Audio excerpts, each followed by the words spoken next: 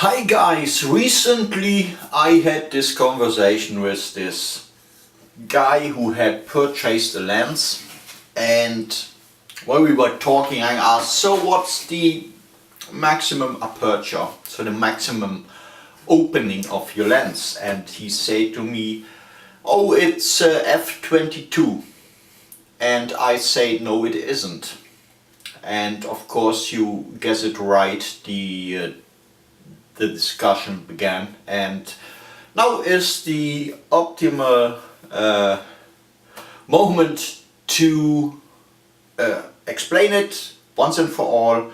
So I know there are many explanations out there on the internet, but if somebody asks me, I can refer to this video. So here is the explanation of f-stops for people who can't or who don't know f-stop from a bus stop. And I have to say that I quote Bambi Cantrell here.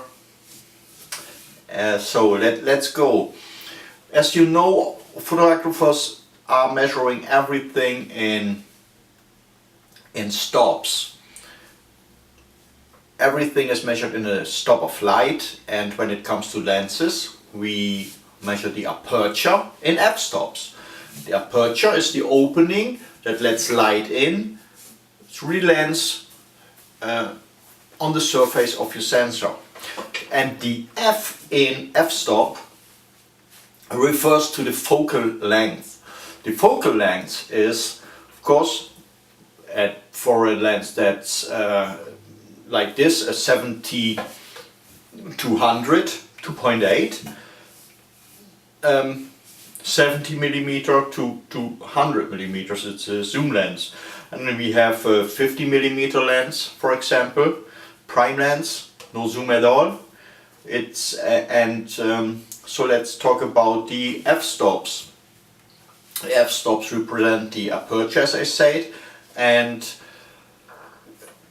if you see this lens, if you shoot at 200 millimeter focal length and you have the aperture set to f2.8, it means that the 200 millimeter are divided by 2.8. So the f-stop is in fact a divider. So 200 millimeters divided by 2.8, what results in a opening from approximately 71 millimeter and a little.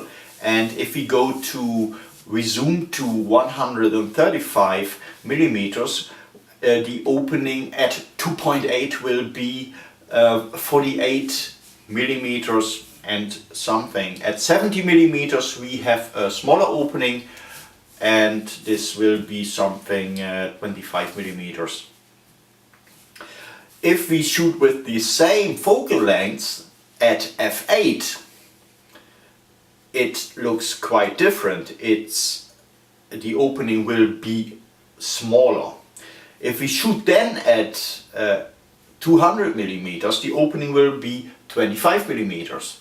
If we shoot at 135, it's 16 millimeters and something, and at 70 millimeter it's already very tiny, 8.75 millimeters, and you can guess that it's even smaller if you have f/22. So what's an easy way to remember that is just see it like with money. If you, for example, have to divide $100, you want to share it with a friend, and you have $100 and you have to share it between two people, both get $50, okay?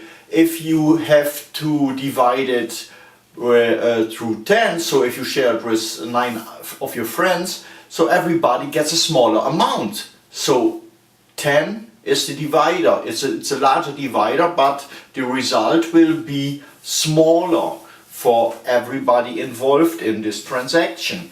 Same here with focal length. The f-stop is your divider. So f8 is bigger a bigger aperture, a bigger opening, more light comes in, and if you divide it even more, f22, less light comes in, very tiny. For a 50mm lens, for example, if we shoot at 1.8, we have 27, nearly 28 millimeters of opening here. It's just 50 millimeters divided by 1.8. If we shoot at 4.0 with this lens, we have 12.5, and at f8 we will have 6.25 millimeters. Smaller opening, of course. And the next step to explain would be then the depth of field that is changing with the different apertures, and this is something for a future video. So I hope this helps to understand the f-stop, and thanks you for very much for watching. Have a great day ahead, and goodbye.